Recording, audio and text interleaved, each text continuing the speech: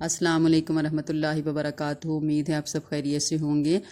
آج کی ویڈیو میں آپ کے ساتھ وضو کی فضیلت، وضو کا طریقہ اور وضو کے فرائض اور سنتوں کے بارے میں شیئر کرنے لگی ہوں۔ سب سے پہلے میں آپ کو وضو کی فضیلت کے بارے میں بتانے لگی ہوں کہ حضرت عثمان رضی اللہ تعالیٰ عنہ سے روایت ہے کہ حضور صلی اللہ علیہ وسلم نے فرمایا کہ جس شخص نے اچھے طریقے پر وضو کیا، یعنی سنت اور آداب کا پورا لحاظ رکھتے ہوئے، تو اس شخص کے گناہ اس کے جسم سے نکل جاتے ہیں، یہاں تک کہ اس کے ناخنوں کو نیچے سکتے نکل جاتے ہیں۔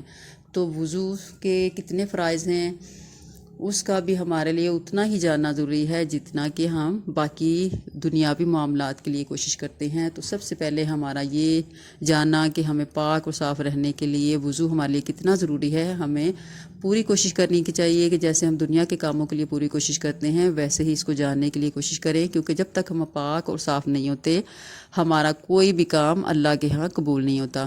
تو کوشش کریں پاک اور صاف رہنے کے لیے وضو کے جو ہمارے فرائض ہیں وہ پورے ہوں، کیونکہ ان کے بغیر ہم پاک نہیں ہوتے۔ تو وضو کے 4 فرائض ہیں: منہ کا دھونا پیشانی کے بالوں سے لے کر ٹھوڑی تک کے نیچے تک، اور ایک کان کی لو سے لے کر دوسرے کان کی لو تک۔ نمبر 2، دونوں ہاتھوں کو بما کوہنیوں کے ساتھ دھونا۔ نمبر 3، سر کا مسح کرنا۔ نمبر 4، دونوں پاؤں ٹخنوں سمیت دھونا۔ یہ ہیں وضو کے 4 فرائض جن کا جاننا ہمارے لیے بہت ضروری ہے۔ اس کے بعد باقی چیزیں جو ہیں وضو کی سنتوں میں شامل ہو جاتی ہیں کہ جن کے بغیر وضو ہو جاتا ہے، جن کے نہ کرنے سے گناہ نہیں ہوتا لیکن وضو ہو جاتا ہے۔ تو اس میں شامل ہے وضو کی 13 سنتیں۔ نمبر 1، نیت کرنا۔ نمبر 2، بسم اللہ پڑھنا۔ نمبر 3، وضو سے پہلے دونوں ہاتھوں کو 3 بار کلائی تک دھونا۔ نمبر 4، مسواک کرنا۔ نمبر 5، کلی کرنا۔ نمبر 6، ناک پہ پانی ڈال کر اچھی طرح جھاڑ کر صاف کرنا۔ نمبر 7، تمام اعضاء کو 3 مرتبہ دھونا۔ نمبر 8، داڑھی کا خلال کرنا۔ نمبر 9، سر کا مسح کرنا۔ نمبر 10، کانوں کا مسح کرنا۔ نمبر 11، وضو کو ترتیب سے کرنا۔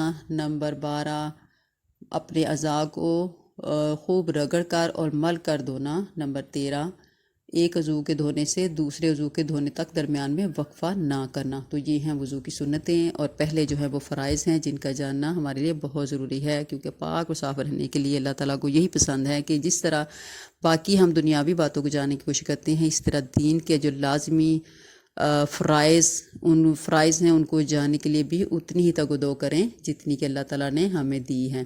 تو کوشش کریں صدقہ جاریہ کی نیت سے اس پہ خود بھی عمل کریں، اس کو شیئر کریں اور اس کار خیر میں اپنا حصہ ڈالیں۔ السلام علیکم ورحمۃ اللہ وبرکاتہ۔